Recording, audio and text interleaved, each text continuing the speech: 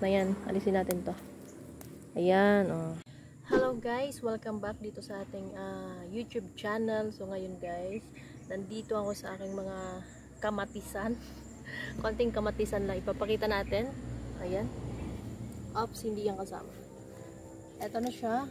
Oh. Ayan. Wait lang.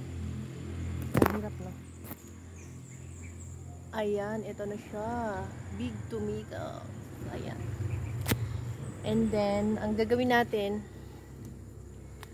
so meron ako ditong ampalaya na may kasamang patola. So isi-separate ko yung patola niya dito sa ampalaya kong native. So ito na. Isi-separate natin, ipapagapangin natin dito sa kabila para magsulo na itong native natin na ampalaya. May bunga na siya, oh. Ayan, oh. Hindi makita, wait lang, papakita ko. Yung bunga niya, oh, ng native ampalaya, ayan siya. Ayan, kahit napaka-ikli pa lang yan ay meron na siyang bunga.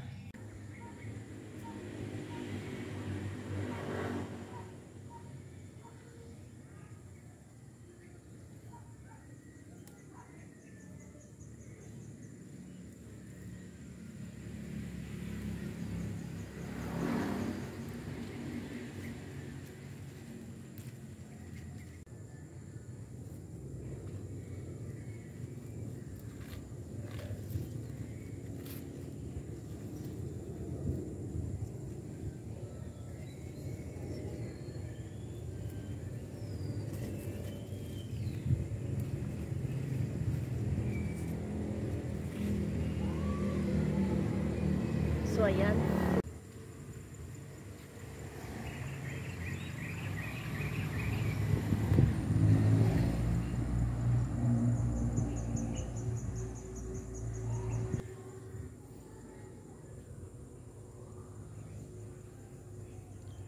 Para hindi siya malaglag dito sa kanyang kahoy, lalagyan natin na siya ng tali. Sige, tugtog pa diha dum.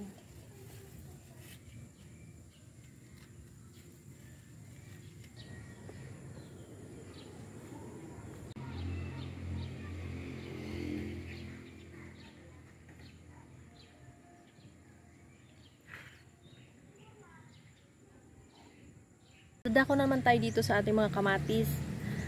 Puputulan natin ng mga dahon dahil sobrang kapal ng mga dahon, guys. Ito na, oh. Ito na yung mga dahon niya.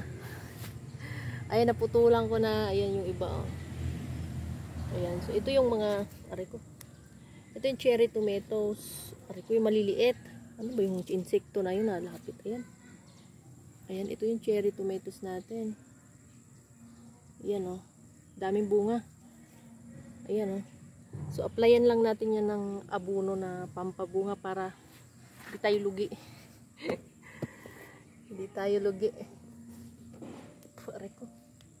Iskat, ang damo amanikuan, oy. Damo mga mananap. Bos-bosan natin yung mga dahon na ano. Yung mga dahon na usli. Yun kasi nakapagpapayat ng ating bunga, guys. Kailangan alisin natin yun.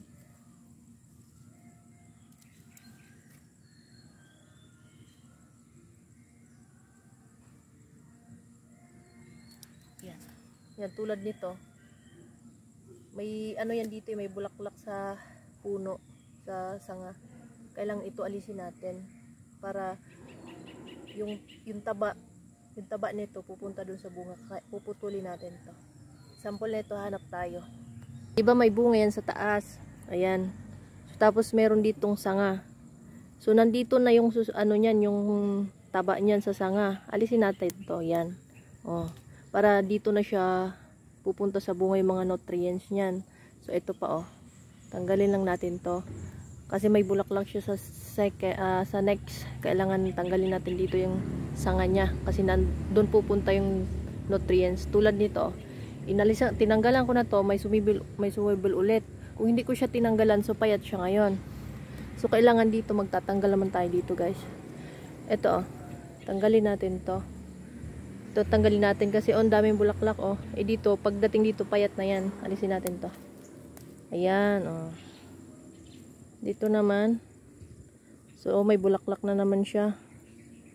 Matatanggalin natin dito. Ito. Yan. Okay. Oh. Manatiling malusog ang ating kamatis. Ayan siya. Mga bagong ano pa lang. Ito, malaki na oh. Ang dami oh. Ilan to? Pinutulan ko kasi guys sa sa dulo. Ayan. Inalis ko yung pinakandulo para mataba na siya. Mataba, lalaki siya. Yung taba niya pupunta dito sa mga bunga. Huwag dito sa dulo. Kasi pag dulo na, bansot na yan eh. Tulad nito, ang daming sanga oh. 1, 2, 3, 4. Ang dami. So, ang nangyari, payat yung bunga. So, kailangan natin alisin yung mga sanga-sanga niyan. Ako ditong sample na tumubo sa paso na cherry tomatoes. Ang nangyari, mataba siya pero hindi pa rin nagbunga. Ayan oh. So ayan siya oh. May mga bulaklak pero napakadaming sanga pero wala pa siyang bunga. Nangyari doon, yung mga taba niya nandun sa mga dahon. So kailangan natin alisin yung mga sanga. Alisin na rin natin yung mga dahon na naninilaw na at nandyan na pumunta yung taba natin ng ating kamatis. Yan. Itong alisin natin guys. Ayan. Nandito yung taba. Tapos may kasunod na bunga. So ngayon kung hindi mo naalisin, pupunta dito yung taba. Payat siya oh.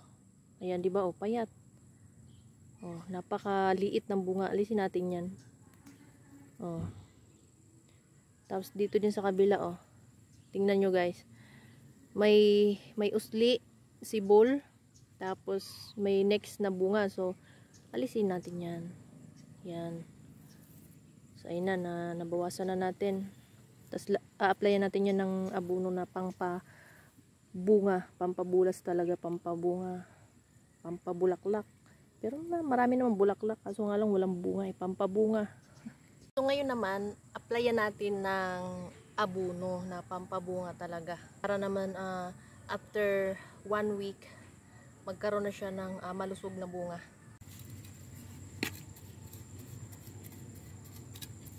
Kasama na rin yung gabi natin dito guys, yung caladium. Ano lang kasi tutubo lang kasi itong kamatis na to dito sa paso. Hala na, putol na guys oh. Agoy. Wala na. Isang tumbling lang putol na. Pero itanim ko yan. Lagay na natin dito. Yung ating abono.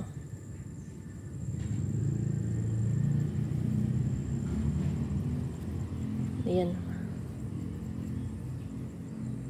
Doon din sa dulo para palibot siya ng abono. Yan, okay na yan. Tapos dagdagan ko siya ng lupa ba.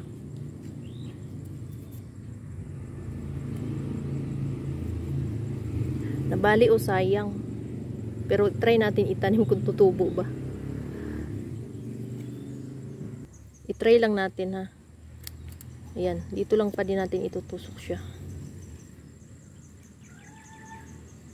Ayan. Tapos diligin ko yan siya. Lagyan natin yan ng loam soil. Eto loam soil siya guys. Ilagay natin to.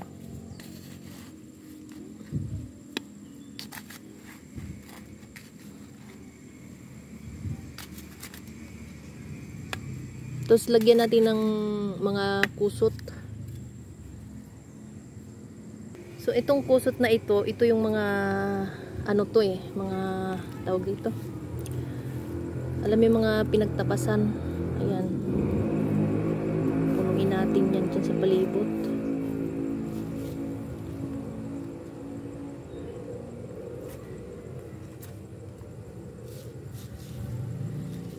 Halo-halo na yan. May kamote, may caladium. Ayan na, oh. Ito ng ating ano. Tapos, i-check natin mga after 1 week kung anong magiging resulta ng ating bunga niyan. Dahil nilagyan natin siya ng abono. So, next naman natin guys, yung ating mga cherry tomatoes dito. Ito siya, ang dami. Ayan.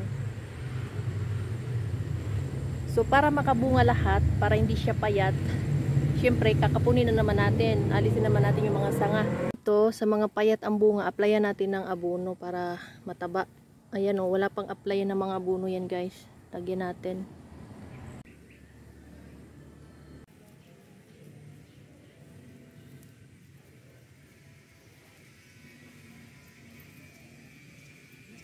Siyempre para hindi masayang yung mga dahon-dahon, gawin natin yung abono. Yan. Dami niyan, no? Pag yan ay nabulok, abono din yan. Yan, dami. Yan pa, ito pa. Yan, mga dahon ng mustasa na pinagkuhaan ko sa mga mga namumunga na. Ang daming bunga ng aking mustasa. Ayan, oh. Grabe. Pati ang aking apechay, ang lalaki ng bunga. Watch. May mga bunga na pala. Ayan, oh. Papakita natin yung bunga. Ayan siya, oh. May mga bunga na siya, kaso hindi siya ganun kalusog. Kailangan palusugin natin yan sa pamamagitan ng pagkapon. Ayan, oh. So dapat malusog yan eh. Maliliit yung niya, yung sanga niya dahil nandito medyo kanlong kasi yan nasa katabi ng sitaw. Yan, sitaw yung dulo, ay yung taas. Katabi niyan ay sitaw yung puno nila.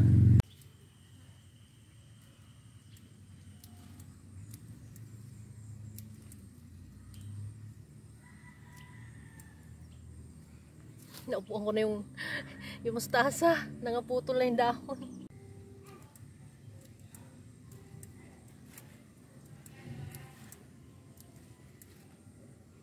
Yung mga nakaseparate, mayroong halo na din to guys, may mga malalaki, ayan oh. So malaki tong bunga nito, ito cherry tomatoes yan oh. Mga payat ang bunga oh, ayun oh. So kailangan talaga natin yan lagyan ng abono at ating kakapunin.